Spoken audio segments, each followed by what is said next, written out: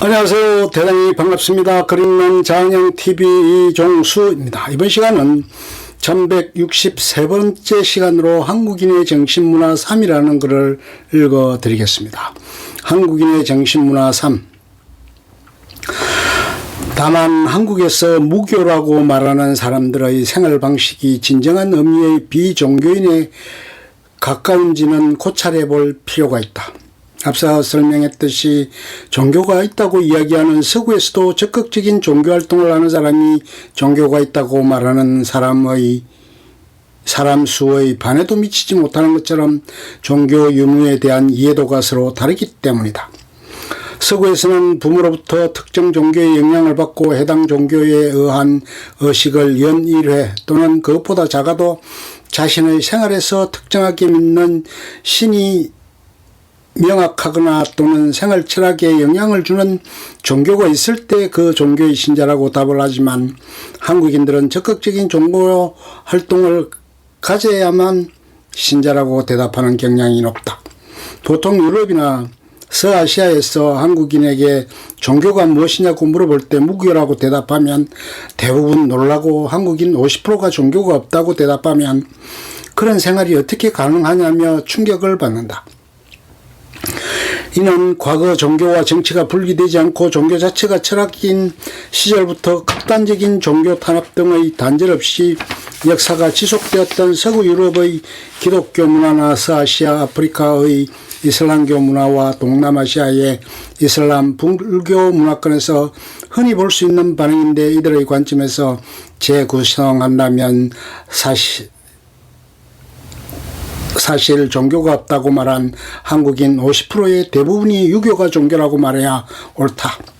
한국에서 종교가 없다고 말한 사람들 대부분은 명절이나 조상의 기일에 정식으로든 약식으로든 제사를 지내며 어려운 일이 있을 때 막연히 조상이 도와줄 것이라는 기대를 가지고 자식들에게는 친구들과 우애 있게 지내며 어른을 공경하고 신의를 중요시하라는 지극히 유교적인 가르침을 주며 유교적인 생활 철학을 공유하며 살고 있기 때문이다.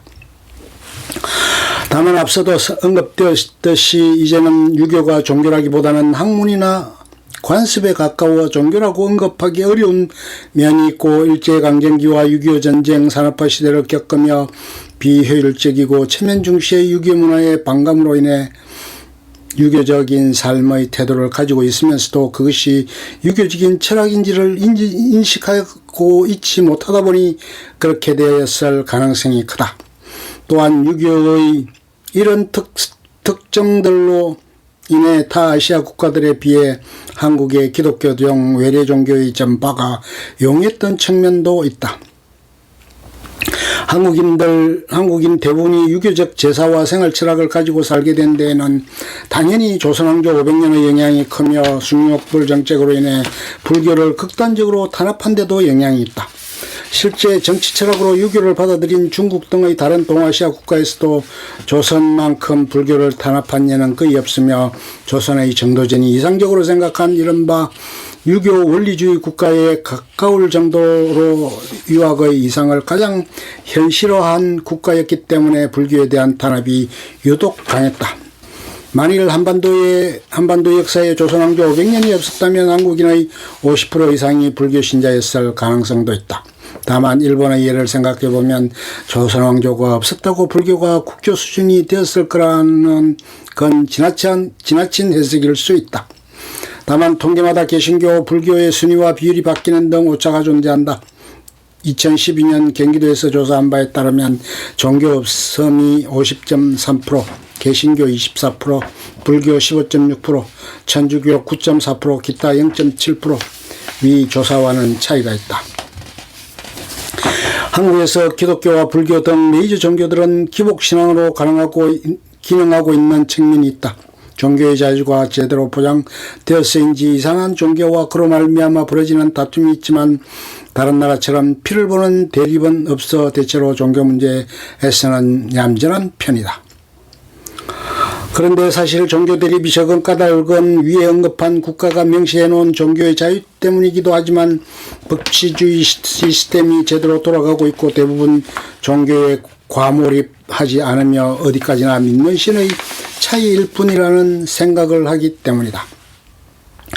서아시아, 동남아시아, 아프리카 등 세계에서 종교들이 미심한 것을 보면 종교가 국교 수준이라 과몰입하기 좋은 환경이고, 그 중에는 국가에서 자국 헌법상 종교의 자유를 언급하고 명시하더라도 자국 국민들끼리 종교로 편을 갈라 죽이고 종교로 반군과 정부군이 갈라져 싸우거나 등의 위헌 사태가 일어나는 경우가 많은데, 이는 치안이 한국보다 나쁘며 총기 등의 무기를 소지하는 것이 한국보다 쉽다는 면이 커서 그런 것도 있다. 오늘날 서아시아, 동남아시아, 아프리카 등지에서 기독교와 이슬람, 수니파와 시아파, 불교, 힌두교 등 여러 종교끼리 서로 대립하는 나라들을 보면 국가가 종교의 자유를 명시하지 않아서 그런 것도 있지만, 대개 무기 소지가 쉽고 한국보다 국가 공권력과 치안이 약해서 피바다가 되는 경우도 많다. 즉, 국가에서 아무리 종교의 자유를 외쳐도 종교에 과몰입하기 쉬운 환경이고, 치안이 열악하고 개인의 무기 소지가 자유롭고 일일이 제재하기 힘들며 법적 처벌이 약한 나라라면 종교 분쟁은 일어날 가능성이 더욱 커진다.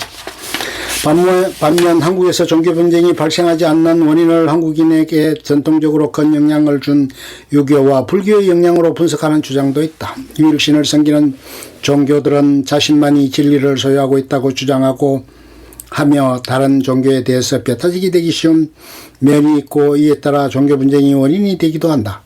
이에 비해 유교와 불교는 조상이나 석가모니를 신으로 모시는 샤머니즘적인 기복신화화된 측면이 있지만, 원래는 신을 두고 있지 않았으며 종교라기보다는 삶의 철학에 대한 가르침이 주는 학문적 측면이 강하기 때문에 타 종교에 대한 배타적인 성향이 강하지 않았고, 문화적으로 해당 종교의 영향을 받은 한국인들에게 종교로 인한 분쟁은 생소했을 것이란 점이다. 실제 기독교 성경에 등장하는 이교도라는 개념은 불교와 유교에는 존재하지 않는 개념이며, 구약성서에서 여호수아 등이 이교도를 무차별하게 죽이는 내용이 아무렇지도 않게 실리는 반면, 불교에서는 동물의 살생까지 금하는 등 기본 종교적 철학에 차이가 있다.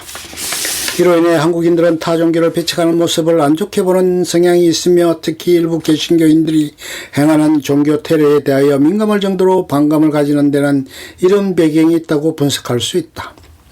일례로 한국에서는 국민들이 서로 종교를 가지고 싸워서 크게 간다 해봐야 어지간해선 모임이나 길거리에서 붙어서 말싸움으로 끝나는 정도고, 좀 심하면 종교 가지고 몇 차례 폭행 시비 좀 오가는 정도지만, 이것을 서아시아, 동남아시아, 아프리카, 남아시아 등의 제3세계 국가 등들에게서 일어나는 종교 분쟁, 사실상 거의 지역구 전쟁급으로 일어나는 것과 비교해보면 세 발의 피 수준이다. 여기에 인터넷이 발달한 것도 한몫한다.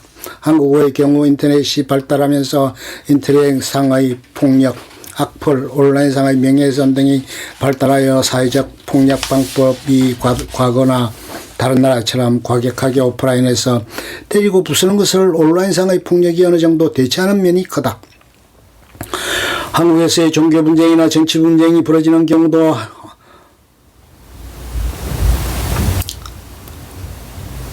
현피를 떠는 경우보다 대체로 편하고 쉽게 상대방에 대한 공격, 싸움, 분노를 표출할 수 있는 일종의 배출구가 되는 인터넷상에서 오가는 경우가 많다. 물론 이걸로도 모자라 현실에서도 서로 싸우고 심하면 살인을 하는 일이 없는 것은 아니지만, 제3세계 외국에 비하면 빈도수가 작다. 예컨대 정치의 경우도 보면 같은 사안이라도 4.19 혁명처럼 인터넷이 없던 과거 60, 70년대라면 국가가 국민을 핍박하면 들고 일어나 몽둥이 휘두르고 화염병 던지는 식으로 저항했지만, 21세기인 지금은 오프라인상으로 행동한다고 해도 과거와 달리 촛불 시위나 평화 집회, 행진 등 수준으로 많이 완화되었으며, 나머지 저항 욕구와 비판 여론과 분노 표출 등의 사회에서 쌓인 불만을 반대 댓글, 반대 서명 운동 등의 방식으로 인터넷을 활용하여 저항한다. 이런 현상이 일어나는 까닭 또한 과거와 달리 선택지가 하나 더 늘어 인터넷이라는 또 다른 분노와 저항의 표출 통로가 있기 때문에 오프라인에서 표현하는 방식이 인터넷으로 일부 이전 분산된 것이며 과거와 달리 요즘엔 길거리마다 있는 CCTV 블랙박스 등과 같은 형사처벌용 증거 수집도 더 쉬워져 과거에는 잘하면 들키지 않을 수도 있다는 폭력이나 도둑 등이 형사처벌이 더 쉽게 이루어지기 때문이다.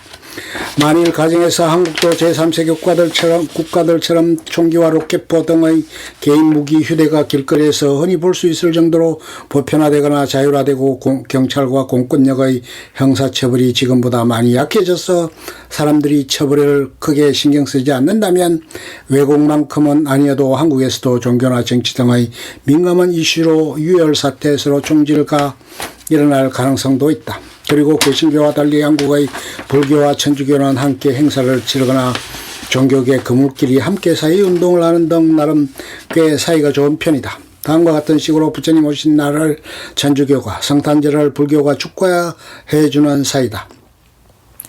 이 세상에 부처님께서 설파하신 자비가 넘치는 사이가 되기를 바라며 특별히 우리의 가정이 모든 고통으로부터 자유로운 터전이 되기를 기원한다. 부처님의 가르침이 삶의 의미를 찾지 못하는 많은 이들에게 진정한 삶의 기쁨과 행복을 줄 수 있기를 희망한다.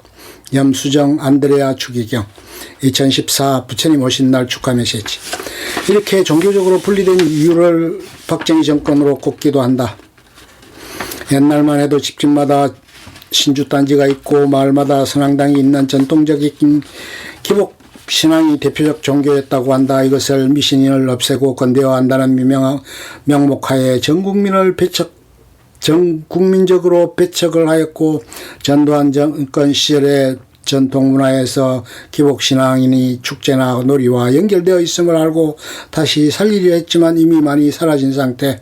그래도 일제강점기를 버티고 6.25 비난길에도 신주단지를 챙겨가며 박정희 정권을 넘어 현재는 선앙당 대신 교회에 모여 빌고 노래하고 춤추고 음식을 나눠 먹는 걸 보면 여전히 전통 기복신앙이 대표 종교라 분석되기도 한다. 유교 전 근대부터 현재까지 한국에 가장 강력한 영향을 미치고 있는 것은 유학이다. 가장 강력한 영향이라는 말은 한국인 종교관을 형성하는 것이 이것 하나라는 말은 아니다. 대체적으로 학계는 종교보다는 유학으로서의 학문의 한 분야로 접근한다. 공자는 자신이 종교 지도자라는 생각이 전혀 없었고 심지어 조선 당대의 유학을 종교라고 생각한 학자는 아무도 없었다. 학자라고는 누구나 생각했다.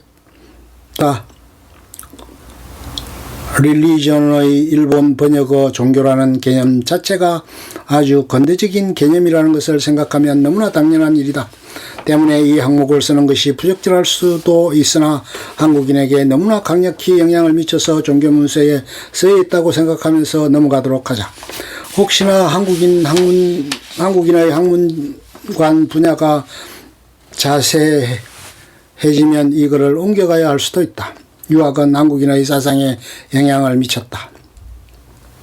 유학은 존재를 도가적으로 취급하지 않는다. 유학은 한 존재에게는 반드시 그 존재를 앞선 존재가 있으며 이를 소중히 여겨야 한다고 가르친다. 이것은 현대에 있어서 현대는 강박적이라고 경솔하게 취급되는 조상 중시에서 쉽게 드러난다. 예컨대 유학에서는 어른이 작고한 후에 혼백이 흩어지기까지 걸리는 시간이라고 알려진 일정 기간 동안 조상의 신주를 모시는 의례가 있었다. 이뿐만이 아니라 신효살이 등등이 있으며 유학에서 예를 후대로 갈수록 정교해진 측면이 크다. 대표적으로는 여성 논쟁과 사단 칠정 논변이 있다. 그 복잡함은 단지 종교적인 숭배가 아니라 어떤 지적인 사랑과 관련되어 있다는 것을 나타낸 것이라고 한다. 이러한 유학의 영향으로 한국인은 개체가 자기 이익만을 추구하는 도가적 존재라고 생각하지 않는다는 의견도 있다. 전통적인 심사관을 간직한 사람은 인간의 무한 경쟁이 결국에 만들어낸 균형이 인류사라고 믿지 않는다. 하지만 이러한 관점은 파시정과 비슷한 오류가 있다. 유학에 대한 옹호의 반대 의견은 얼마든지 있을 수 있지만 싫던 좋던 지금의 한국인의 많은 부분이 바로 이 유학이 만든 사상관 위에 세워졌다는 것을 부인할 수 없다. 이것이 유학이라는 지평을 전복하고자 하는 시도였더라도 그러하다.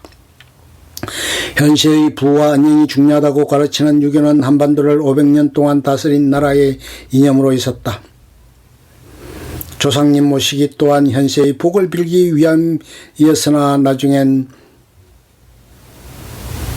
주객이 전도되어 조상님을 모시다가 큰일이 나는 경우도 있었다. 몸살이 났는데도 기어이 3년상을 치르다 죽어서 줄초상을 치른다거나 명당을 차지하려고 한밤에 몰래 다른 사람 묘를 파다 걸려서 문매 맞거나 무리한 성묘 또는 불초를 강행하다 해 조상님 옆에서 영원히 잠드는 등의 사건이 있었다. 끝. 좋으면 좋아요, 구독, 알림 설정 눌러주세요. 감사합니다.